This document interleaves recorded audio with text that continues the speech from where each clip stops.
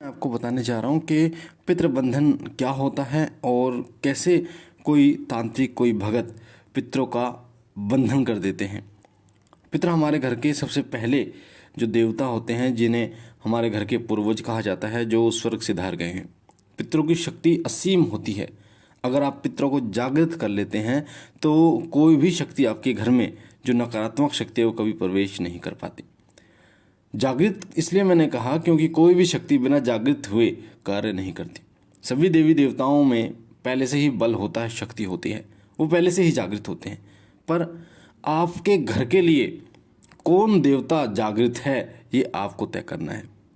जिस देवता की आप पूजा पाठ करते हैं, साधना करते हैं, वो साधना पूजा से जागृत हो जाते हैं, तब वो आपको फल देना शुरू कर देते हैं। बिना देवता के जागृत हुए कोई भी देवता फल नहीं देता। जागृत को इस तरीके से आप समझ सकते हैं, जैसे आप तुरंत प्रार्थना करते हैं, तुरंत आपकी इच्छा पूरी हो जाती है, यानी जो काम आप कह रहे हैं, सोच रहे हैं, वो काम हो जाता है। या फिर जब आप अरदास लगाते हैं तो वो काम हो जाता है। तो ये जागृत होने की प्रक्रिया है। पितरों का बहुत महत्व होता है हमारे घर में। जब तक पितर प्रसन्न नहीं होते तब तक कोई भी देवी देवता प्रसन्न नहीं हो सकता। या आप ऐसे कह सकते हैं, जैसे अगर आप अपने माता पिता को प्रसन्न नहीं करते तो बाहर व्यक्ति कभी प्रसन्न नहीं होता। माता पिता प्रसन्न हैं तो भगवान पहले से ही प्रसन्न हो जाते हैं। इसलिए पितरों का हमारे जीवन में एक विशेष महत्व होता है। भगवान श्री राम ने भी पितरों का तर्पण किया था। भगवान दशरथ जी, जो भगवान श्री राम के पिता थे, दशरथ जी, उनका तर्पण किया था। साथ ही भगवान कृष्ण ने भी तर्पण किया था, तभी उनके पितरों को मुक्ति मिली थी। साथ ही आपने भागीरथ का नाम सुना होगा, जिनके द्वारा जो गंगा मैया हैं वो धरती पर पधारी थी।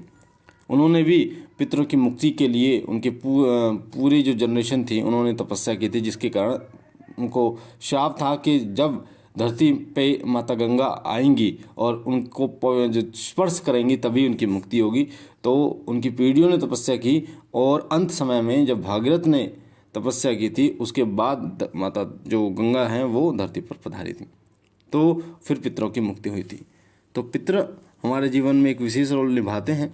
पितरों की ही कृपा से हमारे घर में सुख समृद्धि होती है। साथ ही हमारी जो जनरेशन है वो आगे बढ़ती है। हमारी जो परंपरा है वो पितरों को पूजने की, वो ऐसे ही हमें चलानी चाहिए। कई लोग आज के समय में पितरों की पूजा नहीं करते, श्राद्ध नहीं निकालते, पितरों को नहीं मानते। उसका फल ये होता है कि उनके घर में अलग अलग तरीके से कष्ट आने शुरू हो जाते हैं, बीमारियाँ आनी शुरू हो जाती है, बुद्धि विपरीत होनी शुरू हो जाती है। अगर आप पितरों का स्थान भी अपने घर पर नहीं बनाते तो कोई बात नहीं, पर पितरों के लिए एक लोटा जल जरूर देना चाहिए। साथ ही अमावस्या का जो दिन होता है उस दिन पितरों का विशेष दिन होता है। उस दिन खीर पूरी का भोग पितरों को लगाना चाहिए और कौवे गाय को जो खीर पूरी है वो खिलाना चाहिए। दान पुण्य जितना हो उनके नाम से करना चाहिए। उनको गंगा जी स्नान कराना चाहिए। तो पितर हमारे घर के सबसे मुख्य देवता होते हैं, जो हमारे घर की रक्षा करते हैं और हर पल हमारे और हमारे परिवार के साथ रहते हैं। पर कुछ ऐसे तांत्रिक जो क्रिया आपके घर पर करना चाहते हैं, तो सबसे पहले वो आपके पितरों को ही बांधते हैं। इसका कारण ये होता है, आपके पितर आपके घर के दरवाजे पर, यानी आपके घर की जो मेन रेखा होती है उसके पर अपना पहरा देते हैं, जिससे कोई शक्ति अंदर ना जा पाए। पर जब तक वो जागृत नहीं होते तब कोई भी शक्ति आपके घर में प्रवेश कर जाती है, पर जब वो जागृत हो जाते हैं तो कोई शक्ति आपके घर में प्रवेश नहीं कर पाती। जागृत करने के लिए उनकी पूजा सेवा करनी होती है और पितरों की साधना, पितृ गायत्री मंत्र का निरंतर जाप करना होता है। जैसे एक मंत्र ये भी है, ओम मम सर्व पितृ देवताय नमः, इस मंत्र का भी जाप करना होता है, जिससे पितृ जागृत हो जाते हैं। तो जो लोग इस तरह कुछ नहीं करते, उनके पितृ जो हैं होते तो हैं पर वो जागृत नहीं होते, जिसके कारण उनमें वो बल नहीं होता, कि वो शक्ति नहीं होती कि किसी शक्ति को वो रोक पाए। तो जब किसी शक्तिशाली शक्ति को, तामसिक शक्ति को तांत्रिक भेजते हैं आपके घर में, क्योंकि वो शक्तिशाली भी है और तामसिक भी है, तो वो सबसे पहले आपके पितरों को बांधते हैं और आपके घर में गंदगी फैलाते हैं। गंदगी, देखिए कोई भी सकारात्मक शक्ति है वो कभी गंदगी में नहीं रहती, अपवित्रता में कभी नहीं रहती।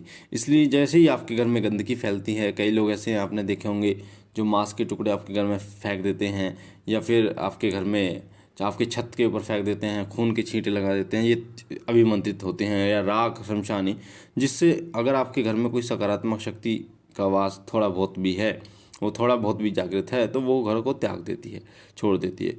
क्योंकि एक तरफ तो होता है जो तांत्रिक ने की 100% शक्ति के साथ भेजी गई है, जो जागृत शक्ति भेजी है, और एक आपकी जो शक्ति होती है वो 1-2% होती है, तो उसके सामने वो कुछ नहीं कर पाती।